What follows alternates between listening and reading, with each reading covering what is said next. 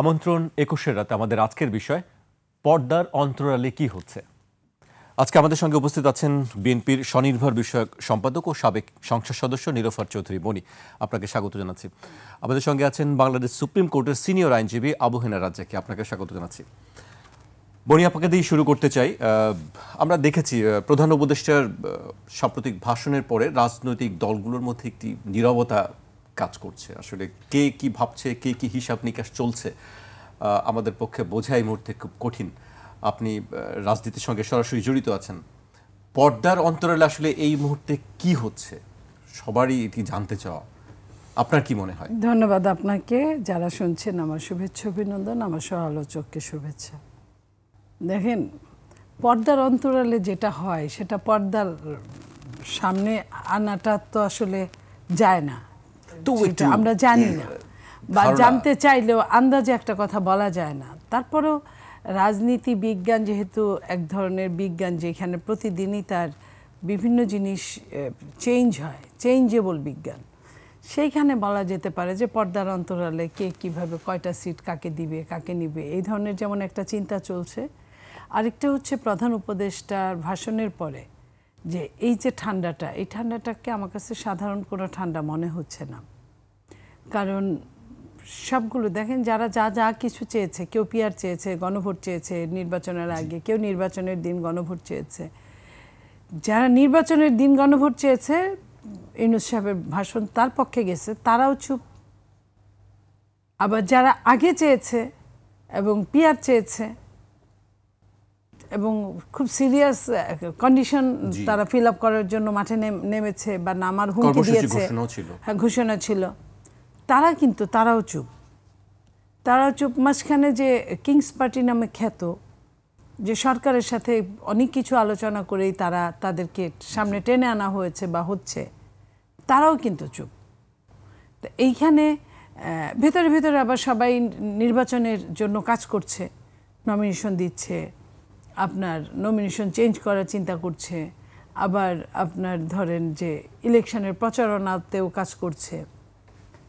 এই জিনিসগুলো কিন্তু একটা দেশের জন্য, এটাকে যদি আমরা পজিটিভ নেই তাহলে খুব ভালো, কিন্তু বাংলাদেশ তো এত পজিটিভ না। সমস্যাটা ওইখানে। আর সরকারটা বা এই সিচুয়েশনটা, এগুলোও কোনোটা পজিটিভের কথা বলে না।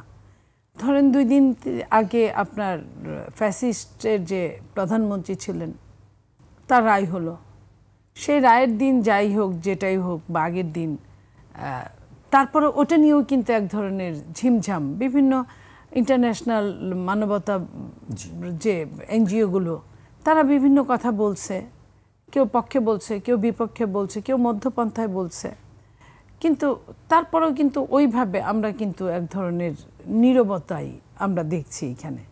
তো রাজনীতির মাঠে বাংলাদেশের প্রেক্ষাপটে অনেক দিন যাবত তো রাজনীতিটাকে দেখি, বেশি নীরব যখন হয়ে যায় তারপরে কিন্তু একটা ঘাপলা বাঁধে, ঝামেলা বাঁধে। আমি চাই না যে ঝামেলা হোক, ঘাপলা হোক, কিন্তু অনেক সময় বাঁধে। যে এটার জন্য কাউন্টডাউন করছে কিনা আমি তাও জানি না। কারণ যে 4টা আপনার শর্ত দিয়েছে প্রধান উপদেষ্টা তার যে গণভোটের, সে 4টা শর্ত কিন্তু সে কারোর মানা সম্ভব না। আপনি যদি বাম হন, আপনি 2টা মানবেন, 3টা মানবেন। আপনি যদি ডান হন, আপনি 2টা 3টা মানবেন। আপনি যদি মধ্যপন্থা হন, হ্যাঁ বা না বলার এক কথায় সম্ভব না। তো যেহেতু এক কথায় বলা সম্ভব না, তো ওইখানে কি আনসারটা হবে, সলিউশনটা কি হবে, এটা কিন্তু বলা হয় নাই, বা কেউ জানতেও চায় নাই যে আমি এইটা মানবো, এই 2টা যে মানবো না, বা এই 2টা মানবো, 2টা মানবো না, তাহলে এটার সলিউশন কি, কোনো দল কিন্তু বলে নাই, যেটা কিন্তু প্রথম দিনই বলার কথা। তো এই ঘটনাগুলোকে সিলি হিসেবেও তারা ধরে নাই, গুরুত্বপূর্ণ ঘটনা। তার মানে কি তাদের ভেতরে কি অন্য কিছু চলছে কিনা, সেই চুলচেরা হিসাব কিন্তু এখন সময়ের ব্যাপার। গেল নির্বাচন 3 মাসও নাই, ওই হিসাব যদি আমরা করি, যদি ফেব্রুয়ারির ফার্স্ট উইক, সেকেন্ড উইকেও দেয়, এটা কিন্তু নভেম্বরের প্রায় থার্ড উইক না, প্রায় না, থার্ড উইক প্রায় শেষ। তো সেইখানে আপনার 3 মাসের চেয়েও কম সময় আছে। সেই জায়গায় কিন্তু আমরা এখনো নির্বাচন করতে গেলে যা যা করা দরকার বাহ্যিকভাবে আপনি 5 জনের কাছে ভোট চাইলেন, ভোটের মানুষ জানলো আপনি দাঁড়াইছেন, সেটা একটা জিনিস। কিন্তু আপনি নির্বাচন পর্যন্ত যাওয়া, রাতের ভোট গণনা, তারপরে ঘোষণা দেওয়া পর্যন্ত যে কাজগুলো করতে হয়, এটা অনেক কঠিন কাজ। কোনো কাজই কিন্তু আমরা চাক্ষুষ দৃষ্টিতে আমরা শুরু হয়েছে বলে দেখিনি। আমরা অস্ত্রগুলো উদ্ধার করতে দেখি নাই। আমরা আপনার প্রশাসনিক যে দুর্বলতাগুলো সেগুলো আমরা মানে ডিস্ট্রিবিউট করা বা এটা সলিউশন করতে আমরা দেখি নাই। প্রশাসন যে রদবদল হয় সমস্ত সময়, এই দ্বাদশ নির্বাচন পর্যন্ত বাংলাদেশে যতদিন বুদ্ধি হয়েছে দেখে এসেছি, সেইখানে সেই আপনার নির্বাচনের তফসিল ঘোষণার পরে আপনার ডিসিএসপিরা এরা ট্রান্সফার হয়, ইউনো এরা ট্রান্সফার হয়।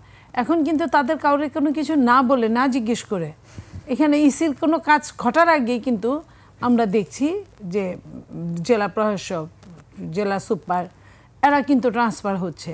তাহলে এই ট্রান্সফার হলে আপনি কি মনে করেন যে আবার 1 মাস পরে, আমরা যদি 15 দিন 20 দিন পরে যদি তফসিলের কথা চিন্তা করি, তারপরে কি আবার ইসি চেঞ্জ করবে?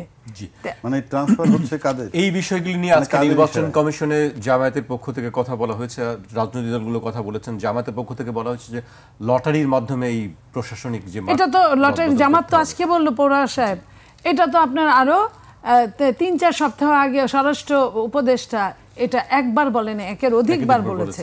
তো এটা কিভাবে সম্ভব? একটা দেশ কি লটারির মাধ্যমে চলতে পারে? আপনি লটারির মাধ্যমে আপনি কাকে দিবেন, কোন সলিউশন করে আপনি দিবেন, কোন পক্ষে দিবেন? এখনো তো ওই স্বৈরশাসকের প্রেতাত্মারাই বসে আছে, যারা কিনা বিগত 3টা নির্বাচন করেছে অন্যায়ভাবে। আমি এই প্রশ্নটি তুলেছিলাম যখনই প্রথম আসলো লটারির মাধ্যমে, যে আসলে সেখানে যদি পতিত যারা ছিলেন, যারা দায়িত্ব পালন করছেন, তাদের নাম যদি আবার সেই লটারির মাধ্যমেই চলে আসে, তাহলে তো আর কি। আমি মনিয়াপার কাছে আবারও আসবো, আমি আবহাওয়া রাজ্জাকের কাছে আসতে চাই। একটা নীরবতা দেখছি, আপনিও নিশ্চয়ই দেখছেন। এই নীরবতার পেছনে কি আসলে কোনো ইকুয়েশন চলছে? নির্বাচনের আগে এক ধরনের ইকুয়েশন থাকে, নির্বাচনের পরে সরকার গঠনের ক্ষেত্রেও আরেক ধরনের ইকুয়েশন থাকে। কোনো ধরনের ইকুয়েশন কি চলছে, কি মনে হয় আপনার কাছে?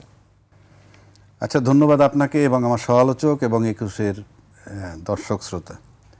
আমি ঠিক জানি না প্রধানমন্ত্রীর ভাষণটা কবে দিলেন, আমি ভুলে গেছি। এই যে সম্প্রতি লেটেস্ট যে ভাষণটা দিলেন, যে সব দলের উপরে দায় দিয়েছিলেন, তারপর যখন উনি প্রচার করলেন যে একই দিনে গণভোট এবং সংসদ নির্বাচন হবে, রায়টা তো তারপরে হয়েছে।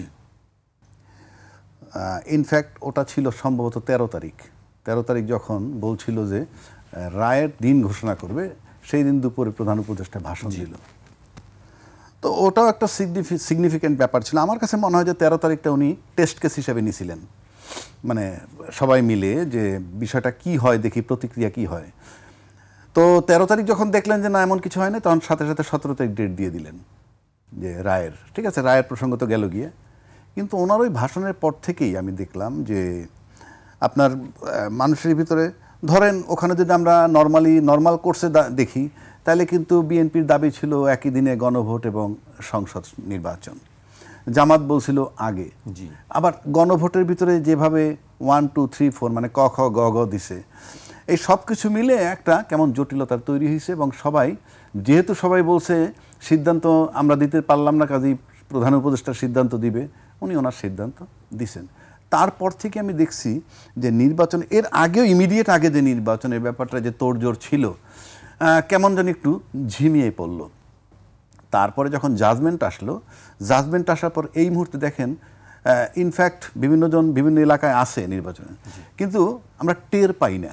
মানে কীরকম বলি, এই যে লাস্ট ইলেকশন করলো আওয়ামী লীগ 24 সালে, আমি তুমি ডামি, এই যে নির্বাচন করছে, তারও কিন্তু একটা ছিল, যে একটা ভুয়া নির্বাচন যে হতে যাচ্ছে সেটার একটা বাতাস ছিল। কিন্তু এই নির্বাচনটার আমি তেমন কোনো বাতাস পাচ্ছি না।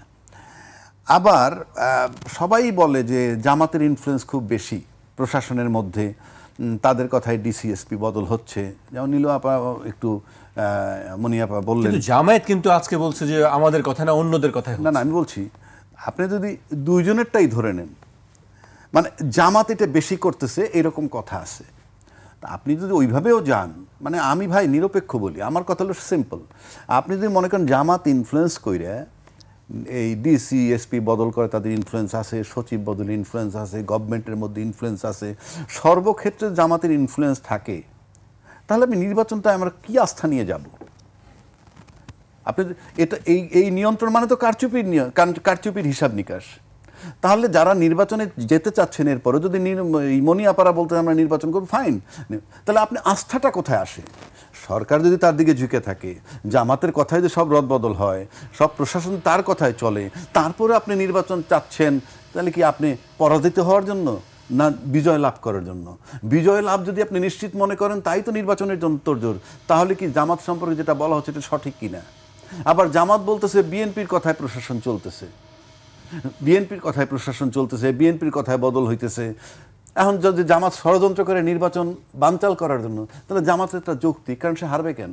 আমি আলোচনা করছি, আর নট দ্যাট যে আমি কারো পক্ষ, মানে একটা জায়গায় সবার আসতে হবে যে নির্বাচনের পরিবেশ হয়েছে, লেভেল প্লেয়িং ফিল্ড নিশ্চিত হয়েছে, সরকার নিরপেক্ষ, তারপর আপনি নির্বাচন। সেই ঘোষণা কোনো দলের পক্ষ থেকে এখনো আসেনি। আমরা জানি জুলাই সনদ এবং গণভোট নিয়ে যে বড় ধরনের একটি মতবিরোধ রয়ে গেছে রাজনৈতিক দল, কেউই কিন্তু সেই বিষয়ে কোনো পরিষ্কার কোনো কথা বলে। সেটাই বলছি আমি। তার মানে আপনি নির্বাচনী কোনো পরিবেশ নাই, থমথমে হয়ে গেছে। তারপর এখন আসলে যে জাজমেন্টটা, এটার একটা ইম্প্যাক্ট আছে এই সামনের নির্বাচনে আমার কাছে মনে হয়। সেটি কেমন কেমন মনে হয় আপনার কাছে? যে আমার কাছে যেটা মনে হয়, ধরেন আমি ব্যক্তিগতভাবে বলছি, জি, আমার মনে হয় বাংলাদেশে কেউ ধারণা করছিল যে এই সরকার, যে নাকি সাংবিধানিক সরকার না, নির্বাচিত সরকার না, 106 ধারা মোতাবেক বসছে, এবং এই সরকার সত্যি সত্যি যদি বলি রাজনৈতিক ভিত্তি খুবই দুর্বল, তার কোনো রাজনৈতিক ভিত্তি নাই, কোনো সন্দেহ নাই, এর কোনো রাজনৈতিক ভিত্তি নাই। তবে একটা প্রশ্ন আমার থেকেই যায়, ছাত্ররা তাকে নিয়োগ দিচ্ছে বারবার উনি বলছেন, কিন্তু আজও পর্যন্ত আমি ছাত্রের সংজ্ঞাটা পাই নাই। মানে ছাত্র বলতে মিন করছেন কাদেরকে, এইটা আমি খুঁজে পাই নাই, কিন্তু সে আছে, তার মানে একটা ভিত্তি আছে। এখন রাজনৈতিক ভিত্তিও যার নাই, সেক্ষেত্রে আওয়ামী লীগের মতো একটা দলের নেত্রীকে, মানে প্রধানমন্ত্রী, সাবেক প্রধানমন্ত্রীকে, মানে এই সময়ে মানে আদালত যে রায়টা দিছে, আমরা তো নর্মালি আদালত রায় দিলেও যে এই সরকারের অধীন হয়েছে, এটা আমার কাছে মনে একটা বিশাল কাজ উনি করেছেন, বিশাল কাজ উনি করেছেন, যেটা আমার কাছে ব্যক্তিগতভাবে মনে হয় যে অন্য কোনো রাজনৈতিক দল এটা করতে পারতো কিনা আমার সন্দেহ। কেন বলছি অন্য কোনো রাজনৈতিক দল বলতে? শেখ হাসিনা যেটা পারবে, এছাড়া সেকেন্ড কোনো পার্টি নাই। কারণ শেখ হাসিনা যে বঙ্গবন্ধু হত্যার বিচার করেছে, যুদ্ধ অপরাধীদের বিচার করেছে, এবং সেটা মানে সেটা প্রশ্নবিদ্ধ কিনা সেই আলোচনায় যাচ্ছি না, বাট উনি করেছেন। আর কারো বোধহয় নার্ভ নাই এটা করার। সেদিক থেকে ইউনূস সাহেব যেটা করছেন, এটা সত্যি মানে একটা চিন্তা ভাবনার বিষয়। এখন এটাই কি হয়েছে, সেখানে আমি যাচ্ছি। যেহেতু একটা দুঃসাধ্য কাজ উনি সম্পন্ন করেছেন, মানে উনি বলবো না, আদালত সম্পন্ন করছে ওনার ইয়েতে, কারণ সরকারের একটা প্রভাব লাগে সব কিছু নিয়ন্ত্রণে রাখা, যে বানচাল যাতে না হয়। যে 13 তারিখ আন্দোলন হওয়ার কথা ছিল, 17 তারিখ আন্দোলন হওয়ার কথা ছিল, এটা করার পর যেটা হয়েছে, আমি নিশ্চিত করে বলতে পারি যে ব্যক্তি শেখ হাসিনা ডিমোরালাইজড হয়ে গেছেন, কোনো সন্দেহ নেই। কেননা তারও একটা ধারণা ছিল যে এটা বোধহয় সম্ভব হবে না, সম্ভব হবে না নিশ্চিত থেকে তিনি টেলিফোনে বলতেন কীরকম, তালিকা করে রাখো কে কোথায় কি করতেছে, এর লিস্ট করো, ওর লিস্ট করো। বাট এটা প্রমাণ করে আমি নিশ্চিত সে এখন ডিমোরালাইজড, নাম্বার 1। নাম্বার 2, তার ছত্রছায়া, তার আশপাশে সারাউন্ডিং, বাইরে যারা তার আশপাশে আছে, তারাও এখন ডিমোরালাইজড হয়েছে, কোনো সন্দেহ নাই। কারণ কিছু একটা শক্তির উপরে তারা ভর করতেছিল যে এটা বোধহয় হবে না, এটা দুঃসাধ্য, হওয়ার পর ডিমোরালাইজ হবে। এবং দেশের ভিতরে যারা আটকা, লায়ন পার্ট, সিংহভাগ, তারা তো এইখানে এই দেশের মধ্যে, সেই কর্মীগুলো কোনো সন্দেহ নাই তারা ডিমোরালাইজড হয়ে গেছে। তারপরে যদি আসেন, আমরা দেখেছি রাজনৈতিক অনেক ব্যক্তি তাদেরকে to some extent indirect inclusive নির্বাচন হওয়া উচিত, কিংবা তাদের রাজনীতি বন্ধ হবে কিনা সেটা জনগণ সিদ্ধান্ত নেবে, এই ধরনের বহু কথা বলেছি। এবং এগুলা বলা মানে ওই সরকারের পক্ষে যাওয়া। এরকম যারা বক্তব্য দিয়েছেন তারাও ডিমোরালাইজড হয়ে গেছেন, তারাও ডিমোরালাইজড হয়েছেন, কারণ তাদেরও একটা ধারণা ছিল যে এটা বোধহয় সম্ভব না, এক। এবং অনেকে আবার শেখ হাসিনার যে রাজনীতিটা বাংলাদেশে ছিল, সেই শেখ হাসিনার রাজনীতি থেকে অকুপাই করে, মানে ঠিক ওই রাজনীতিটার ভিতরে ঢুকতে যারা চেয়েছিল, তারাও এখন একটা চিন্তার ব্যাপার আছে। আর সবচেয়ে মারাত্মক ব্যাপার যেটা হবে সেটা হলো আপনার তরুণ ভোটার 4 কোটি করে বলে আমরা শুনতেছি। মানে যারা ভোট দিতে পারে নাই 3 টার্ম মানে 14, 18, 24, এদের সবচেয়ে নিচে যদি যার বয়স 20 আর সবচেয়ে সিনিয়র যে হবে তার বয়স 35, 37, এই যে ভোটারগুলো, এই ভোটারগুলো কিন্তু বাংলাদেশে একটা দলের সাথেই পরিচিত ছিল অফিসিয়ালি, যিনি বিতাড়িত হইলেন। সেই একটা দলের যে অ্যাক্টিভিটি 16 বছর দেখছে, আপনি নিশ্চিত থাকতে পারেন আওয়ামী লীগ যদি কালকে নির্বাচন করতেও দেয়, এই ভোটগুলো তারা পাবে না। কারণ তাদের ভিতরে দাগ কেটেছে, তার পাশের কলেজের বন্ধু মারা গেছে, তার পাশের একটা ছাত্র বান্ধবী তার চোখ চলে গেছে, এটা তারা দেখেছে। সুতরাং এই 4 কোটি ভোটার ওই আওয়ামী লীগ ছাড়া কাউকে দেখে নাই। অন্য যে দল তারা কিন্তু এই 15 বছর তাদেরকে ক্ষমতায় দেখে নাই। না দেখলেও 17 মাসে কিন্তু দেখছে, 17 মাসে সেই দলগুলোর অ্যাক্টিভিটিস মাঠে তারা দেখছে। সুতরাং তারা একটা পরিষ্কার রিডিং নিবে যে 17 মাসে এই যে দলগুলো যারা এখন মাঠে কাজ করছে সেখান থেকে তারা একটা রিডিং নেবে। সুতরাং এই তরুণ ভোটারটা একটা বিশাল টার্নিং পয়েন্ট, কারণ তার সিদ্ধান্ত নেবে 17 মাস দেখে, আগে তাদের ক্ষমতায় দেখে নাই, হিস্ট্রি শুনছে। তাহলে এই 4 কোটি ভোটার একটা ফ্যাক্টর, এবং এটার একটা ইম্প্যাক্ট পড়বে এই যে শেখ হাসিনার জাজমেন্টের পরিপ্রেক্ষিতে। মানে শেখ হাসিনার পক্ষে সিঙ্গেল ওয়ার্ডও যদি কেউ ব্যবহার করে, দে লুজ দোজ ভোটার্স, ওই ভোটারগুলো তারা হারাবে কোনো ফর্মে। যদি যেমন একজন দায়িত্বশীল ব্যক্তি বলেছে কোনো একটা দলের কথা, তারা ক্ষমতায় আসলে শেখ হাসিনা এইগুলো কিছু হবে না, আমি নাম বললাম না, বাট এই যে কথাটা বলছে, তারা পাগল বলেন যাই বলেন, এটা কিন্তু বিপক্ষে চলে যায় একটা দলের। মানে এইরকম দায়িত্বশীল লোক যদি বলে, সর্বোপরি কথা হচ্ছে যে আপনার এই 4 যারা মারা গেছে, 1400 ছেলে পেলে মারা গেছে এবং 20,000 আহত হয়েছে, এরা কারা? এরা কিন্তু এই তরুণ ভোটার ছাড়া যারা সিনিয়র ভোটার, তাদেরই সন্তান কিংবা তাদেরই নাতি। সুতরাং সেই একটা অংশ বিবেচনায় নিবে সামনের নির্বাচনে, এবং সেটা যদি কোনো দলের ভোটারও হয়, আমি নিশ্চিত করে বলতে পারি সেই দলের প্রতি তারা বীতশ্রদ্ধ হবে যদি হাসিনার পক্ষে কোনো কথা বলে, একটা সিঙ্গেল ওয়ার্ড। আপনার কাছে আমি আবারও আসবো, এই পর্যায়ে বনি আপার কাছে আসতে চাই। যে প্রশ্নটি ছিল আসলে জুলাই সনদ এবং গণভোট নিয়ে কিন্তু দূরত্ব রয়ে গেছে, সেই দূরত্বটা কি এখনো আছে, বা এটি কবে দূরত্ব কাটবে আসলে কি মনে হয়? দেখেন, জুলাই সনদ এবং গণভোট দুইটার মধ্যে যেটা, জুলাই সনদ যারা এটাকে প্রাতিষ্ঠানিক রূপ দিতে চাচ্ছে, তারা আপনার সামনের কাতারে যারা আছেন, তারা জামাত এবং এনসিপি সহ কিছু লোক যারা চাচ্ছেন। এটা কিন্তু আইন না, এটা আইনের বাইরে যে গণভোটটা। কারণ আপনাকে সংসদের জন্য অপেক্ষা করতেই হবে, সংসদে আপনাকে ওটা পাশ করতে হবে। এবং দেখেন, ডক্টর ইউনূস সাহেবও বলছে 270 দিনের মধ্যে আপনাকে যদি আপনি এটা না করেন স্বয়ংক্রিয়ভাবে হবে, ওটাও কিন্তু লিগ্যাল না। ওইটা উনি বলছে ওনার মতো 180 কার্য দিবসের কথা বলছে ভাষণে। তা এখন কথা হলো যে এইটা আপনার জুলাই যারা ছিল, এই যে 4 কোটি ভোটার, তারা কি এটা চায়? তারা কতটুকু এটা চায়? আইনের বহির্ভূতভাবে কি তারা চায়? এটা আমাদেরকে জানতে হবে। যে কোনো দল, কথায় কথায় আমরা বলি জনগণ চায় তাই আমি চাই, জনগণ তো বুঝেই না অনেক কিছু। যেমন ধরেন 4টা পয়েন্ট ওইখানে দিচ্ছে, জনগণ ওইখানে ভোটটা কিভাবে দিবে? এই কতজন মানুষ আপনি জরিপ করে বাংলাদেশে কিভাবে? আপনি একটা এলাকায় থাকেন, ওই এলাকায় আপনার জনপ্রিয়তা যদি থাকে, তাহলে আপনার মতো করে কথা বলবে তারা।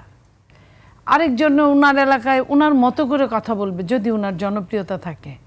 আপনাকে যদি জরিপ করতে হয় 2 জনের মধ্যে, তাহলে মিডিল জায়গায় যেতে হবে। তো জরিপটা কোন জায়গায় হয়েছে? সমস্ত বাংলাদেশ তো জরিপ হয় না, একটা অ্যাপ্রক্সিমেট ধারণা করে 100, 200 বা 1000 লোকের মধ্যে জরিপটা করা হয়। সেই জরিপের রেজাল্ট অনুযায়ী সমস্ত রেজাল্ট আসলে স্ট্যাটিস্টিক্যালি ওইভাবে হয় না ভোটের রেজাল্টটা। তারপরেও আমরা যদি ধরে নিই, তারপরেও যে এই সন্তানরা আসছে যে পরিবার থেকে, সে পরিবারগুলোকেও তারা বিলং করে। পাশাপাশি তারা এটাও চায় যে এই পৃথিবী, বর্তমান পৃথিবীর মতো করে তাদের যেটা ভালো লাগলো সেটা বলল। এই ভালো লাগার মধ্যে যে এই যে আপনার 15 মাসের কর্মকাণ্ড, এটাকে ফেলে দেওয়া যায় না। আমি এটাকে নিতে চাই, কারণ এই ছেলে মেয়েগুলো, এই যুবক যুবতীরা, আমি এই 40 বছর পর্যন্ত আমি তাদের যুবক যুবতীই বললাম, তারা কিন্তু ভোট দেওয়ার অভিজ্ঞতা তাদের নাই। তারা ভোটটাকে নিয়ে স্বপ্ন দেখে যে আমি যাকে ভোট দিব সে মানুষটা যেন একটা ভালো মানুষ হয়। আর বাংলাদেশের প্রেক্ষাপটটা এমন, বাংলাদেশে একটা চোর, সেও মনে করে যে আমার প্রতিনিধিটা যেন ভালো মানুষ হয়, সে কিন্তু ওইখানে যায় একটা হিসাব করে। সেই হিসাবটা প্রায় ধরেন 18-19 বছর ভোট হয় নাই এই দেশে, 11 পরে আর ভোট হয় নাই ওরকম। তাহলে যে ভোটটা হতে যাবে সে ভোটটা একটু ব্যতিক্রমী হবে যদি তারা ভোট দিতে পারে। আর ভোট যদি না দিতে পারে, যেমন ধরেন আমি যে কথাটা বলছিলাম, আইন শৃঙ্খলা থেকে শুরু করে আপনার অস্ত্র থেকে শুরু করে অস্ত্রের মহারার রাস্তায় মানুষের হাতে অস্ত্র, এই যে লুট হওয়া অস্ত্রগুলো কোথায় গেল আমরা জানি না, এগুলা বের হয় নাই। আইন শৃঙ্খলা রক্ষাকারী বাহিনী একদম মৌন, তারা একদম ট্রমাটাইজ, তারা ওইখান থেকে বের হতে পারছে না। তো এই সবগুলো মিলে এবং ওই পতিত সরকারের একটা বড় অংশ এই জায়গাগুলায় বিদ্যমান, তাদেরকে সরানো যাচ্ছে না। সো ওই ভোটাররা, ওই ইয়াং জেনারেশনের ভোটাররা ভোট দিতে গেলেই যে ভোট দিতে পারবে, যদি আগের অবস্থার যদি চেঞ্জ না আসে তাহলে ভোট দিতে না পারলে, আর ভোটের বাজারটা এমন, সকালে যদি কেউ একজন বলে যে আমার ভোটটা আমি দিতে পারিনি, এটাই কিন্তু চাউর হয়ে যায়। যদি বলে যে আমি ভোট দিতে গেছিলাম আমার মায়েরে দিছে, এটাই কিন্তু চাউর হয়ে যায়, 10 গ্রাম জানাজানি হয়ে যায়, সাথে সাথে একটা অ্যাকশনে যায়। অনেকে বলবে যে দা ভোট দিতেই যাব না, আগের মতোই যদি হয় তাহলে দিয়ে কি করব। এই ধরনের অনেক কথা আছে। তারপর আপনার যে গণভোটের ওই প্রকার ভেদে যদি এমন হয় যে আপনি আমাকে বিশ্বাস করেন নাই, আপনি গণভোট চায় নিচ্ছেন, গণভোট তো ওইখানে লতে নাই, আপনি বিশ্বাস করেন নাই বলেই জনগণের উপর একটা দোহাই দিচ্ছেন। আমি যে আপনাকে বিশ্বাস করবো এই কথাটা আপনাকে কে বলল? আমিও তো আপনাকে অবিশ্বাস থেকে আমিও তো ভোট নাও দিতে পারি, আমিও তো না ভোট দিতে পারি। তাহলে যদি না ভোট, আওয়ামী লীগের ভোট ধরেন, এই ভোটটাকে নিয়ে অনেকেই লুফালুফি করছে, সে আওয়ামী লীগের ভোটটা কাউকে দিতে পারে, কোনো দলকে তারা যদি না দাঁড়াতে পারে দিতে পারে, আমি এটাকে অন্য দৃষ্টিতে নিলাম না। কিন্তু জুলাই সনদের ভোট আওয়ামী লীগ পক্ষে দিবে, এটা কিন্তু আমি বিশ্বাস করতে পারি না। এই কারণে কেউ আত্মঘাতী হয় এটা আমার জানা নাই, ওটা ওদের আত্মঘাতীর হওয়ার একটা মানে লাইসেন্স বা বন্দুক, তো ওরা নিজেরা নিজেদেরকে মারতে পারে না এইভাবে। সো ওইখানে ওরা একটা নেগেটিভ চান্স পেলে নেগেটিভ ভোট দিবে। তো জামায়াত আপনার তাদের চাওয়া মাত্রই তো এই সনদ, এনসিপি আর জামাতের চাহিদা মাত্র। তো এনসিপি সেদিন সিগনেচারই করে নাই, এখন পর্যন্ত করে নাই। আর জামাত সিগনেচার করেও সে ওইটার থেকে সরে আসছে, ওটা থেকে সরে এসে এখন যে অবস্থাটায় আসছে, উচ্চকক্ষ নিম্নকক্ষের ভোট, তত্ত্বাবধায়ক সরকারের ভোট, নারী সহ অন্যান্য প্রবলেমগুলো সলভ করার জন্য একসঙ্গে দেখেন 3 নাম্বার কজটাতে একসঙ্গে কতগুলো কজ ঢুকায় দিছে। তা একটা মানুষ কতটুকু তার স্টাডির মধ্যে থাকবে বা থাকবে না, রাষ্ট্র নিয়ে প্রত্যেকটা মানুষ যদি সম্পূর্ণ সংবিধান সবাই যদি মুখস্থ করে তাহলে তো আর তার জনপ্রতিনিধির দরকার নাই, সে নিজেই জনপ্রতিনিধিত্ব করতে পারে। সে করতে চায় না, করতে পারে না, তার সময় নাই বলেই কিন্তু রাষ্ট্রের একটা শ্রেণীর কাছে এটা তুলে দেওয়া। সেই তুলে দেওয়ার জন্যই ভোট গ্রহণ প্রক্রিয়া। সেই ভোট গ্রহণের মধ্যে যদি শস্যের মধ্যেই ভূত থাকে, ভূতটা তাহলে কি দিয়ে তাড়াবে? এইখানে একটা সেন্সিটিভ ভোটটা একটা ব্যাপার, সেই সেন্সিটিভ ভোটটা তারা ফেলবে কি ফেলবে না, আসবে কি আসবে না, এবং কতটুকু এই বর্তমান সরকার তাদেরকে আনতে পারবে, ভোটে টানাটাও কিন্তু একটা বড় ব্যাপার। এখন কিন্তু এই সরকারও যদি এটা বলতে চায় গত সিইসির মতো 24-এর, যে কি বলছে 1 ঘন্টা আগে বলছে 27% কাস্ট হয়েছে, 1 ঘন্টা পরে বলছে 42% সামথিং কাস্ট হয়েছে। তা এই যে 1 ঘন্টার মধ্যে যদি এত ভোটের আপনার রেশিও চলে আসে, তাহলে তো এটা দুঃখজনক হয়ে যাবে। আমরা এই জায়গা থেকে চাই যে ভোটের জায়গায় থাকুক, এবং ভোটটা হওয়ার জন্য যে প্ল্যানগুলোকে সামনের কাতারে আনতে হয় সেটাকে আনার ব্যবস্থা করা হোক। সরকার জন্য এই কাজটা খুব তড়িঘড়ি, কোনো সময় নেই, আমরা অনেক আগে থেকে বলছি সময় নাই বলে আজকে দেখেন মহাসচিব বিএনপির বলছে ট্রানজিশনাল পিরিয়ডে আছি, একটা দোলাচল চলছে। এই যে দোলাচলটা, একটা দলের বড় দলের মহাসচিব যদি সে নিজেই দোলাচলে চলতে থাকে, তাহলে সাধারণ পিপলের কি অবস্থা? জি আপনি বলছেন সময় নেই, আমাকে বিরতিতে যেতে হবে। আমাকে দর্শক একটি বিরতি নিচ্ছি, ফিরছি এখনই।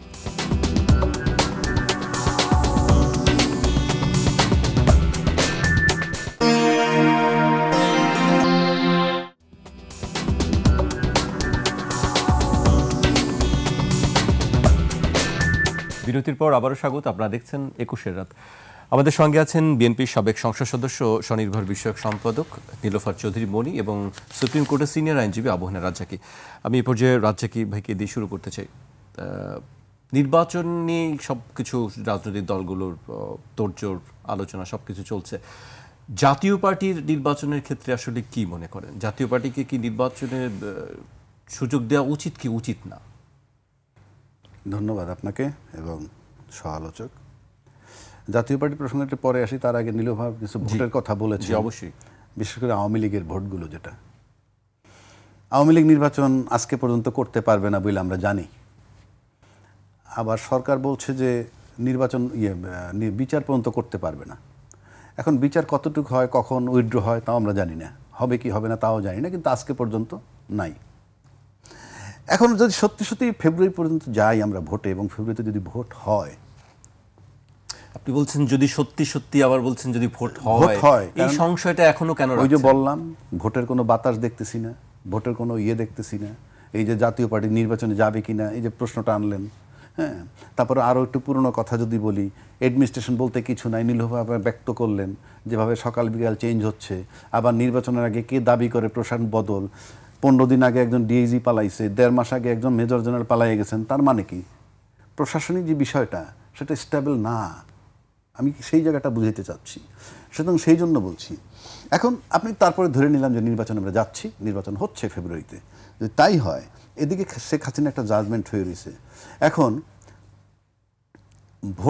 ভোটের সময় এবারের ভোটগুলা, আওয়ামী লীগের ভোটগুলা জামাত আর এনসিপি যে পাবে না, এটা আমি মোটামুটি আপনাকে নিশ্চিত করতে পারি। হয় তারা ভোট দেওয়া থেকে বিরত থাকবে, আর যদি দেয় তাহলে জামাত এনসিপি পাবে না। তাহলে কে পাবে? বিএনপি? আমার জামাত এনসিপি পাবে না, আমি এখানেই থাকতে চাই। হয় আওয়ামী লীগ ভোট দিবে না, আর নয়তো জামাত এনসিপি পাবে না। এখন প্রশ্ন করতে পারেন জামাত এনসিপি পাবে না কেন?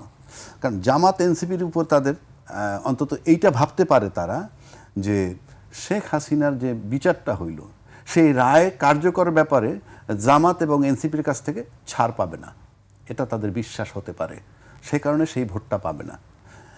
আর যদি অন্যভাবে যান, তাহলে আওয়ামী লীগের ভোট যেটা, সেটা হলো আপনার ডিসাইডিং ম্যাটার হয়ে যেতে পারে। মানে জামায়াত এবং এনসিপির কাছে ছাড় পাবে না আপনি বলছেন? হ্যাঁ। কিন্তু তাহলে ছাড়টা কে দেবে? বিএনপি দিতে পারে? আমি তো সেই প্রশ্নে যাচ্ছি না, আমি জামাত আর এনসিপির কথা বলছি।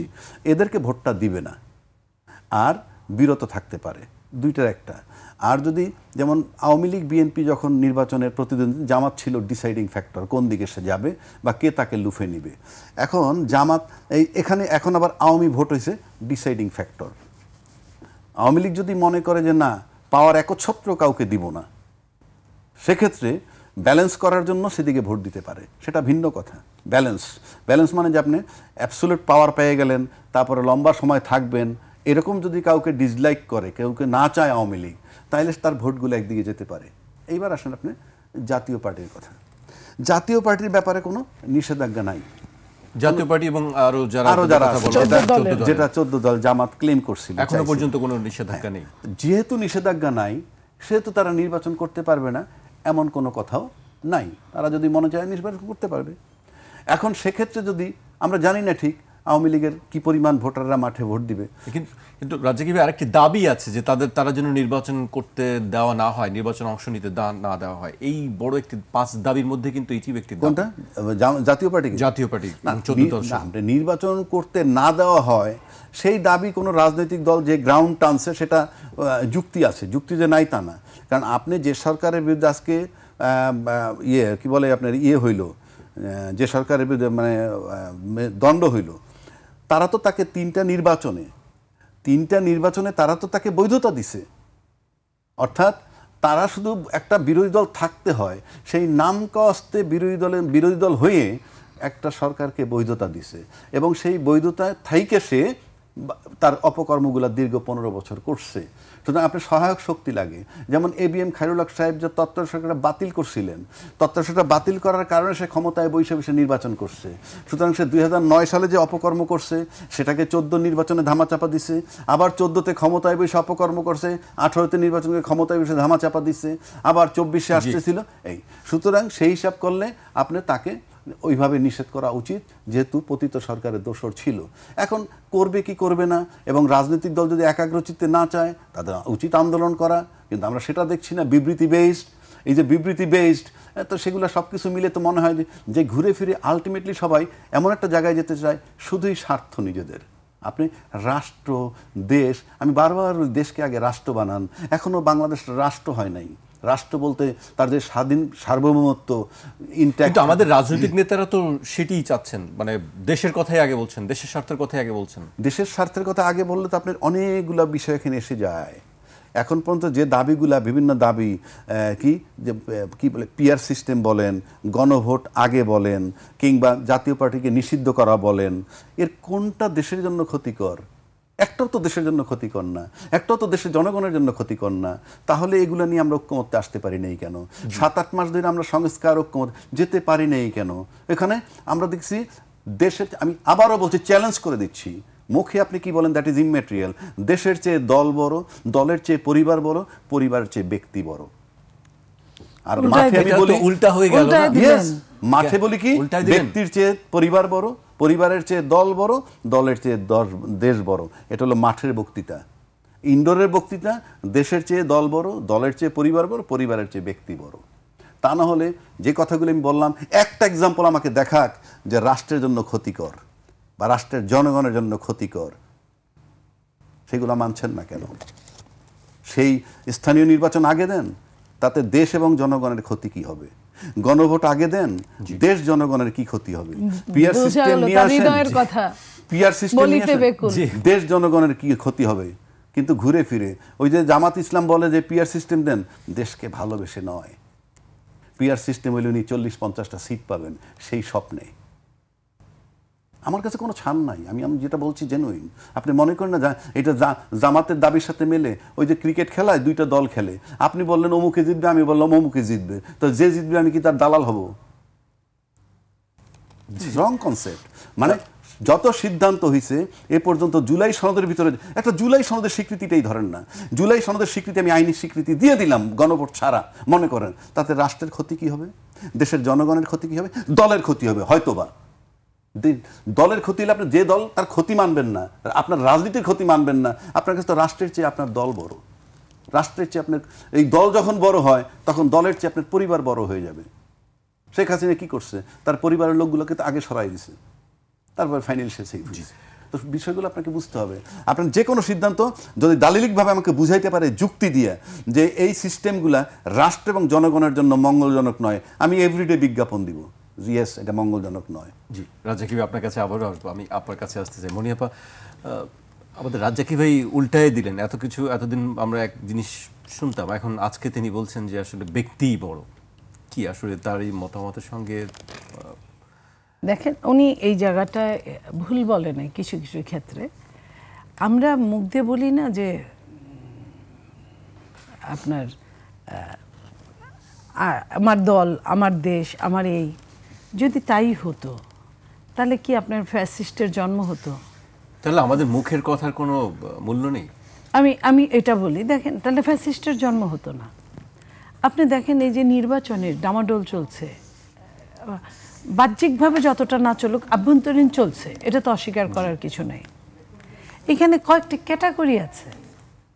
যদি আপনার সবাই মিলে ইলেকশন করে তাহলে এক ধরনের প্রার্থীকে দেওয়া হবে যারা তুলনামূলক অনেক স্বচ্ছ, যাদের ইমেজ ভালো, যাদের মানুষ ভোট দিবে। আর যদি অর্ধেক যদি নির্বাচনে না আসে বা না আসতে দেওয়া হয় তাহলে অনেকটা আমিডামি হয়ে যাবে। আমিডামিতে যতটা যে যার কাছ থেকে যতটা পারো ধরো, মারো, কাটো, খাও। তাইলে আপনার মনে করেন তাহলে আমরা কোথায় স্বচ্ছ হলাম? কোথায় আমাদের ওই জায়গাটা যে আমি ব্যক্তির চেয়ে দল বড়, দলের চেয়ে দেশ বড় হলো? এই জায়গাটা যদি আমাদের ঠিক থাকতো তাহলে কিন্তু এত কিছু প্রয়োজন হতো না, এত সরকারের এত মারামারি, এত অভ্যুত্থান, এগুলোর প্রয়োজন হতো না। যদি আমার ব্যক্তি সত্তাটাকে যদি আমি বিসর্জন না দিতাম, বিক্রি না করতাম। এই ব্যক্তি সত্তা, আপনি কি রাজনীতিবিদ, কি আপনার প্রশাসনিক মানুষগুলো, এরা কিন্তু প্রত্যেকেই শিক্ষিত। একজন রাজনীতিবিদ যদি পুঁথিতে কাগজে কলমে শিক্ষিত কমও হয়, সে যত জায়গায় যায়, যতজনের সঙ্গে কথা বলে, এসব করতে করতে কিন্তু শিক্ষিত হয়ে যায়। বাংলাদেশের প্রেক্ষাপটে মেডিকেল পাশ করতে কয় বছর লাগে? 4 বছর থেকে 4.5 বছর। 4.5 থেকে 4.5 বছরে আপনি সারা বাংলাদেশ, সারা যতদিন আজীবন আপনি চিকিৎসা করতে পারেন। আর আপনি এতগুলা বছর, 20 বছর 30 বছর রাজনীতিতে খাটলেন, সেখানে আপনি বুঝবেন না কখন বৃষ্টি হবে, কখন আপনি মেঘ হবে, কখন রোদ্দুর হবে। তো এই জিনিসগুলো কিন্তু করতে পারতো যদি তারা চাইতো। তারা চান না, তাই হয় না। তো এটা এখন জবরদস্তির উপর তারা চাপায় দিতে, এই যে জবরদস্তির উপর চাপায় দেওয়া, এটাই কতটুক চাপায় দেওয়া। এই আপনার মনে করেন যে এই যে গণভোট, এটা একটা চাপায় দেওয়ার কাজ। যেই ক্ষমতায় আসুক, এটা কিন্তু রাতারাতি এটা চেঞ্জ হয়ে যাবে। ভোট দিছে জনগণ, ভোট দিছে কবে যে জনগণ ভোট দিছে, জনগণ না পাইলে ভোট দিছে, ভোট দিতে গেছিল একসঙ্গে 2টা দিয়ে দিছে। হ্যাঁ, বা এটা তো না যদি জয়যুক্ত হয় তাহলে তো কথাই নেই। আর যদি হাও জয়যুক্ত হয়, ওটা কিন্তু সম্পূর্ণরূপে দলিল না।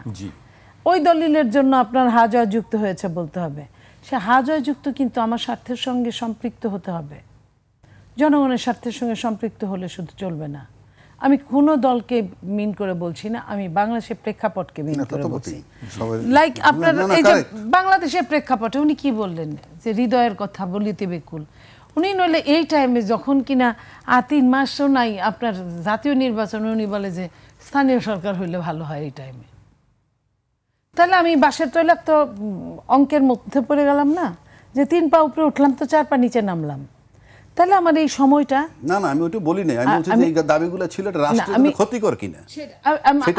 আমি এই সময়টা, আমি তো এখন এই চিন্তার মধ্যেই নাই। সেই তো, সেই চিন্তার মধ্যে যখন আমি না থাকবো, আপনি আবার আমার ব্রেনটা, মস্তিষ্ক থেকে অনেক কিছু হয়, কিন্তু মস্তিষ্ককে কিন্তু রেস্ট দিতে হয়। আপনি সব কিছু মিলে তালগোল পাকালে তো হবে না। তো আপনি এই জায়গাটায় আপনাকে ঠান্ডা মাথা স্থির করতে হবে, রাষ্ট্রকে কতটুকু আপনি দিবেন, কতটুকু নিবেন, আর কতটুকু রাষ্ট্র আপনাকে দিতে পারবে। রাষ্ট্রকে আপনি ভালো কিছু দিলে রাষ্ট্র আপনাকে ভালো কিছু দিবে, রাষ্ট্রকে আপনি মন্দ কিছু দিলে, লাইক আপনি দেখেন যে আপনি একবার প্রশাসনকে আপনার বদলি করলেন, ট্রান্সফার করলেন, বিকেন্দ্রীকরণের নাম করে আপনি যা খুশি তাই করলেন। আবার আপনি 15 দিন পরে, আপনি আবার তফসিলের পরে আপনি আরেকবার বলতেছেন যে তাহলে কি হবে, লটারি হবে। এটা কি ফাজদামে পাইছেন?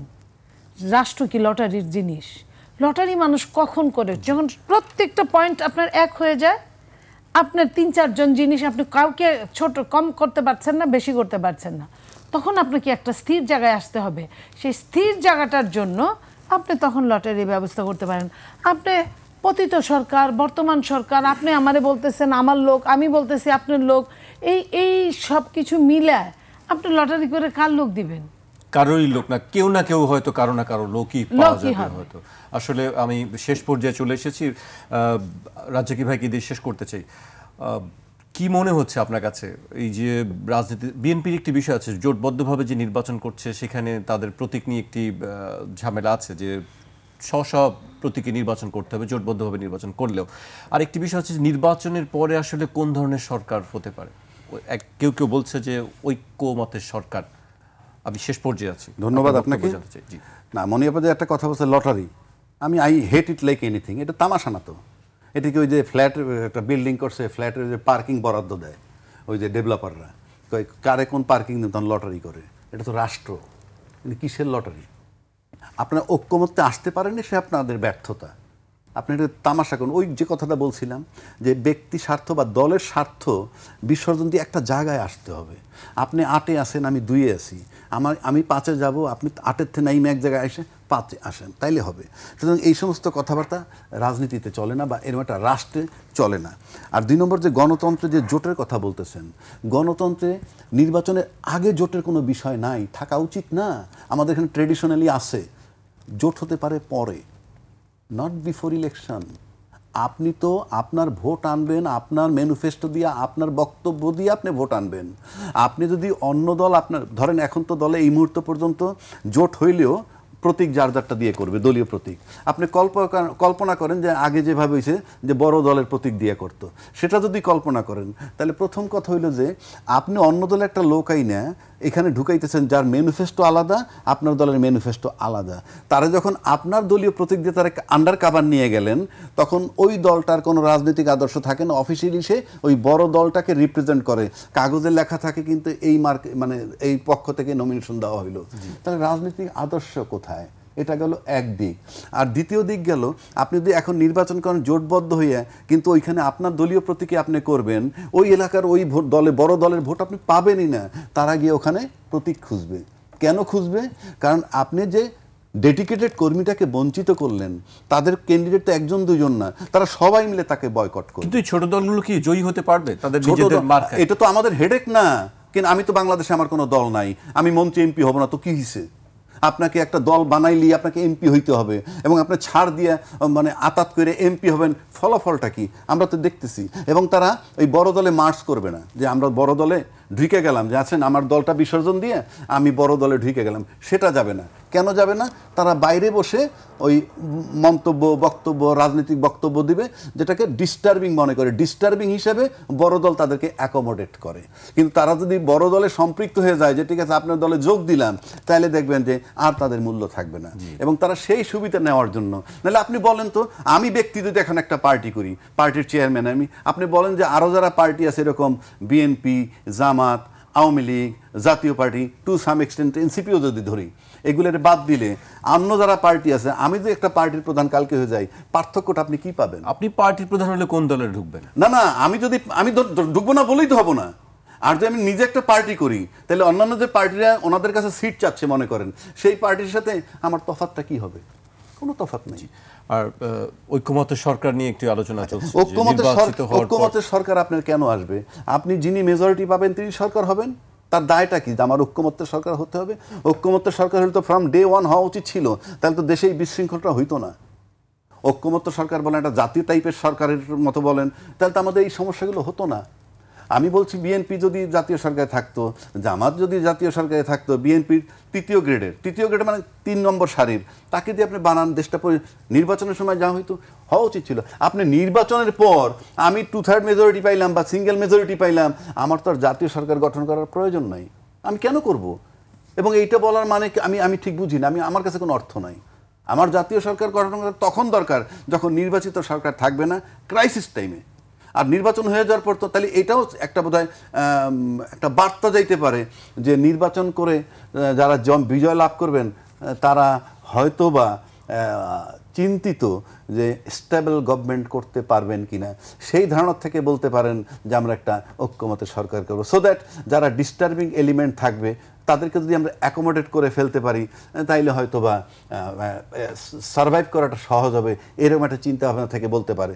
আদারওয়াইজ গণতান্ত্রিক দেশে নির্বাচন করে যে বিজয় লাভ করবে সেই বিজয় হবে। আর আমরা অতীতে দেখছি তো এই দেশে বিরোধী দল থেকে মন্ত্রী বানানো হয়েছে, বিরোধী দলের প্রধান যিনি ছিলেন তিনি ছিলেন আমার প্রধানমন্ত্রীর বিশেষ দূত, এগুলো আমরা দেখেছি। এগুলো কোনো রাজনীতি না, জনগণকে ঠকানো, কাল ধরে ঠকে আসতেছে এবং এখনও সেই একই প্রক্রিয়ার ভিতরে যাচ্ছে, জনগণকে ঠকানোর পরিকল্পনা।